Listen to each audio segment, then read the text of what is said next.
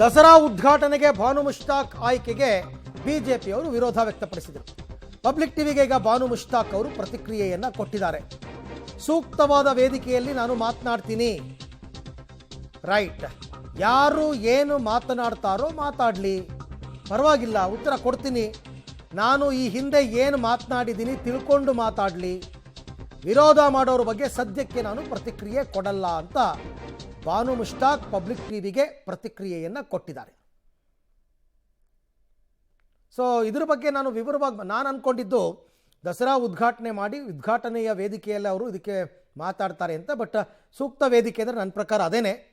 ಯಾಕೆಂತಂದರೆ ಈಗ B J ಪಿಯವರೆಲ್ಲರೂ ಕೆಲವರು ಭಾನು ಮುಷ್ತಾಕ್ ಅವರು ಉದ್ಘಾಟನೆ ಮಾಡೋದು ಬೇಡ, ಇದು ಧಾರ್ಮಿಕ ಕಾರ್ಯಕ್ರಮ, ಧಾರ್ಮಿಕ ಕಾರ್ಯಕ್ರಮದಲ್ಲಿ ಅವರಿಗೆ ನಂಬಿಕೆ ಇಲ್ಲ ಅಂತಂದಮೇಲೆ ಯಾಕೆ ಬರ್ತಾರೆ ಅವರು?